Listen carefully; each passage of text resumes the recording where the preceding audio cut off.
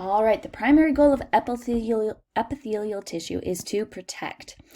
So some of the learning outcomes for this section will be to state the role of epithelial cells in the body and distinguish between the different forms of epithelial tissue with regard to location and function. So, all of the various types of epithelial tissue are going to share two key structural features. Epithelial tissue is going to be primarily used to cover body surfaces, line cavities and organs, and form glands. So just an example of a few. They're going to line the heart and blood vessels, line the mouth, esophagus, stomach, intestines, cover your skin, things like your thyroid or your salivary or your sweat glands. So these are going to be the various regions of epithelial tissue. Now, all the epithelial tissue is going to share two key structural characteristics: a free surface that could be specialized for protection, secretion, or for absorption. So which of these following? So maybe take a few minutes, pause the video here, and go over these different types of epithelial tissue. See if you can identify which of these are going to be specialized for protection or secretion or absorption. So that's going to be one characteristic of epithelial tissue. The other is going to be that they all contain a basement membrane that binds the epithelial cells to the underlying connective tissue. It's going to also help the epithelial tissue resist stretching. So we'll go over those structures more in a moment. So here is our epithelial tissue organization. Epithelial structure can occur in one of several shapes. It can either be squamous. Squamous cells are going to be sort of flattened cells. Cuboidal cells have sort of a cube-like shape. Or columnar. Columnar cells will have an elongated cuboidal shape. In other words, they're going to just be long sort of columns of cells. And we'll look at some examples of each of these.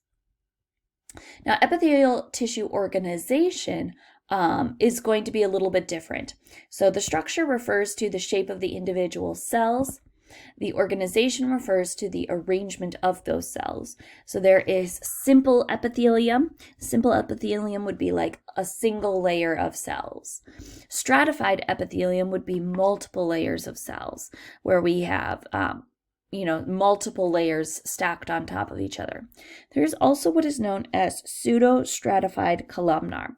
Pseudo-stratified columnar has varying levels of cells, but we don't have, complete sheets of stacked cells on top of each other. So we refer to this as pseudo-stratified. It's not a single layer, but it's not necessarily multiple layers either. So here is an example of simple epithelia. What we have here is simple squamous epithelia. This is just a single layer of flattened cells. So this will be found in areas where we want lots of diffusion, very, very rapid diffusion between our tissues. So like in the lungs, this is going to be, its primary function is going to be gas exchange. We also could have simple cuboidal epithelium, where it still is a simple structure. We only have a single layer of cells, but instead of flattened cells, we have a single layer of cuboidal shaped cells, sort of like the lining of the kidney tubules. And there are various other glands that are going to have that simple cuboidal structure. We're also going to see columnar and pseudostratified columnar epithelium. So here we can have either simple columnar epithelium, so a single layer of column-shaped cells. This is going to be found sort of in the lining of the small intestine, the uterine tubes. Its primary goal is going to be the absorption of nutrients. We may also see what we've referred to as pseudostratified columnar epithelium. This is going to be, because of the location of the nuclei, it appears stratified, where there's sort of one nucleus on top of another, but every cell touches the basement membrane. They're all going to reach down and touch that basement membrane. So it looks stratified, but really not so much. A lot of times we're going to see with pseudostratified columnar epithelium, we're going to see that it has cilia.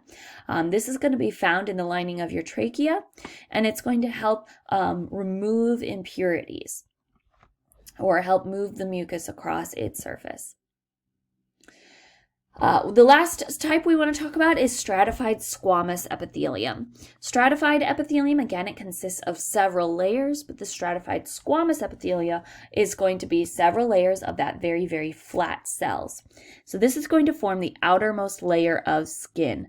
It's going to also line the mouth and the esophagus, where we're going to see sort of a rough environment where those cells are going to be sloughed off frequently.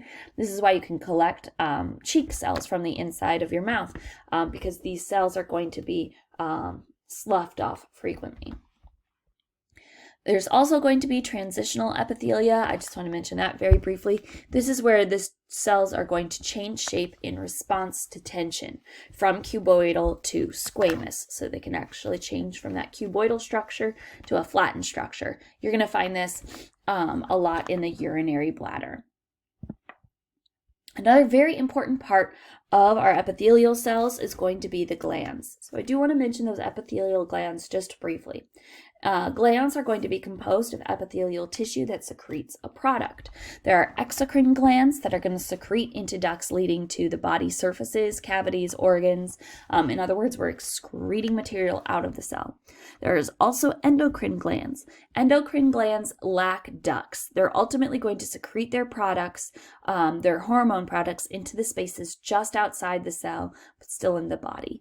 So this would be what we refer to as endocrine glands. They sort of just secrete their hormone products into the interstitial fluid. All right, so please make sure that you are able to list the functions of the epithelial tissue, describe the structure of each major type of epithelial tissue, and summarize how the structure of some epithelial tissue relates to its functioning. Just give a few examples of those different types of epithelial tissue.